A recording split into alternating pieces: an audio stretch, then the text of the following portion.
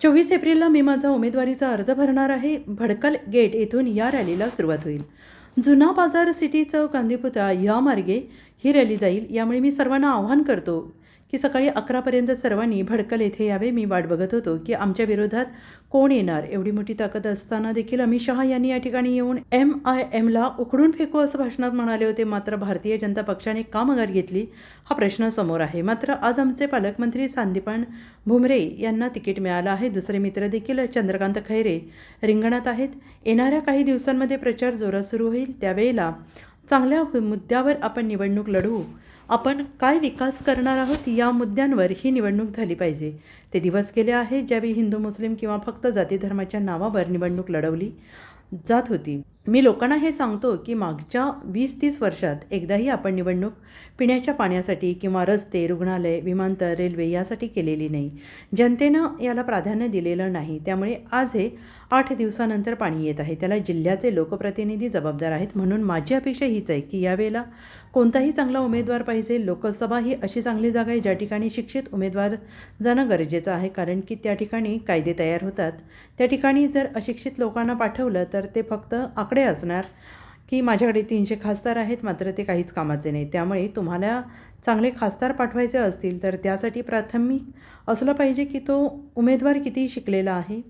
तो उमेदवार तुमचे मुद्दे बोलू शकतो का हे बघून लोकांनी मतदान करावं. जास्तीत जास्त लोकांनी मतदान करावं. मला चिंता वाटते की लोकांचा विश्वास आता कमी होत चाललेला आहे. कारण लोकांचा विश्वास आता लोकप्रतिनिधींवर कमी होताना दिसत आहे. मी ज्या व्यक्तीला मतदान केलं आहे तो आज या तर उद्या त्या पार्टीमध्ये जात आहे. यामुळे लोकप्रतिनिधींबाबत नागरिकांमध्ये चिंता व्यक्त केली जात आहे. आम्ही जे 3 सीट्स जे नॅशनल लेवलवर लढत आहे, ओवैसी साहेबांची सभा जे आहे ते किशनगंजला आहे आणि त्यांनी तर आपला फॉर्म भरलेला आहे. पण किशनगंजमध्ये बिहारमध्ये त्यांची सभा असल्यामुळे ते येथे येऊ शकणार नाही आहे. पण नक्की ते मेच्या पहिल्या आठवड्यामध्ये ते येथे येणार आहे आणि त्यांची ही सभा एक होणार है। और मैं देश के लिए ये कह रहा हूँ कि इस देश के अंदर सबसे ज़्यादा इलेक्टोरल रिफॉर्म्स को लाने की ज़रूरत है। नया जब पार्लियामेंट बनेगा, मुख्यमंत्री प्रधानमंत्री जो भी बनेंगे उनसे मैं अनुरोध करना चाहूँगा कि इस देश के अंदर सबसे बड़ी प्राथमिकता जो है वो इलेक्टोरल रिफॉर्म्स लाने की। वरना आज किसी ऑफिस के अंदर चपरासी की नौकरी अगर किसी को चाहिए तो उसको भी 8वीं और 10वीं या 11वीं पास होना लिखा जाता है उसके अंदर की मिनिमम क्वालिफिकेशन। फक्त देशामध्ये हे फील्ड आहे आमची फील्ड की ज्याच्यामध्ये अंगूठा छाप ही असेल तर तो लोकसभामध्ये जाऊन बसू शकतं। तर ते चेंज होण्याची आवश्यकता आहे। कुठेतरी एक मिनिमम क्वालिफिकेशन असायला पाहिजे राजनीतीमध्येही येण्यासाठी मला हे वाटतं। बुधवार 24 एप्रिलला भडकल गेट डॉक्टर बाबासाहेब आंबेडकरांच्या पुतळ्यापासून आम्ही आमची मिरवणूक काढणार हे फॉर्म भरण्यासाठी। तर भडकल गेट, जुना बाजार, सिटी चौक, गांधी पुतळा होऊन आम्ही कलेक्टर ऑफिसला जाणार आहे। तर सर्व लोकांना विनंती करण्यात येतं की 11 वाजता भडकल गेटवर यावे आणि आम्ही ते फॉर्म भरणार आहे। अनेक दिवसापासून हे आम्ही वाट बघत होतो की आमच्या विरोधात कोण येणार आहे। इतकं मोठं त्यांची ताकद असूनही अमित शाह साहेब येऊनही आणि त्या प्रकारे त्यांनी भाषण केलं होतं की इथून आम्हाला उखाडून फेकायचं आहे। मग त्यांनी का माघार घेतलेली आहे हेही एक प्रश्न त्यांच्या समोर आहे। तरीसुद्धा आज आमचे पालकमंत्री भुमरे साहेबांना तिकीट देण्यात आलेलं आहे। आमचे दुसरे मित्र जे आहे तेही निवडणुकी रिंगणात आहे। माझी अपेक्षा हेच आहे की येणारा काही दिवसामध्ये जेव्हा कॅम्पेनिंग खूप जोरात होणार आहे तर आपण चांगल्या मुद्द्यावर आपण हे इलेक्शन लढू। शहराला जिल्ह्यामध्ये आपण काय काय विकास कामं करू शकतो याच्या बाबतीत हे निवडणूक व्हायला पाहिजे। ते दिवस गेलेले आहे जिथे जेव्हा हिंदू मुस्लिम करायचं आणि फक्त जाती धर्माच्या नावावर आपण निवडणूक लढायचं।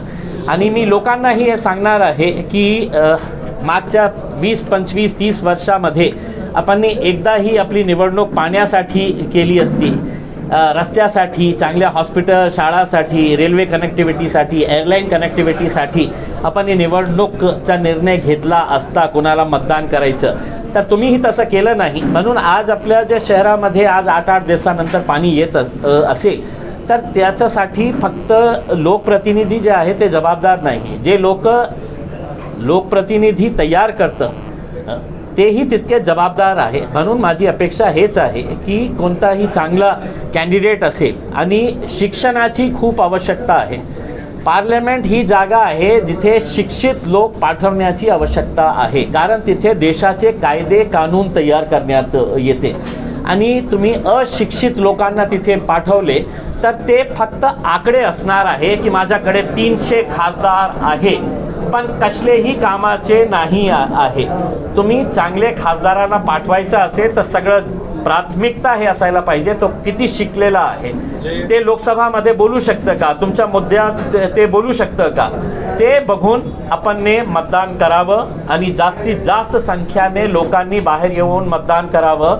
कारण मला याची चिंता वाटते की लोकांचा विश्वास हे जे डेमोक्रेटिक प्रोसेसवर आहे, जे आपला इलेक्टोरल सिस्टम आहे त्याच्यावर संपत राहिलेला आहे. कारण लोकांचा विश्वास लोकप्रतिनिधीवर आता आपल्याला बघायला मिळत आहे कि हर दिन कम होता जा रहा है कि मेरे विश्वास के साथ इसको मत दिया था, ये एक पैसा लेकर है तो उधर भाग जा रहा है, फिर दूसरे दिन है तो पैसा लेकर या पद लेकर है तो तीसरी पार्टी में चले जा रहा है. तो ये बहुत ही खतरनाक मैं समझता हूँ देश के लिए. मी बघितलेलं आहे त्यांचा असा स्वभाव काय झालेला आहे मला माहीत नाही आहे. आणि जेव्हा मी रिफॉर्म्स म्हणतो ना, त्या रिफॉर्म्समध्ये हेही असायला पाहिजे की एक IAS IPS ऑफिसर इतकं मोठा इतकं शिक्षण घेतल्यानंतरही 60 वर्षामध्ये किंवा 58 इयर्समध्ये ते रिटायर होतो.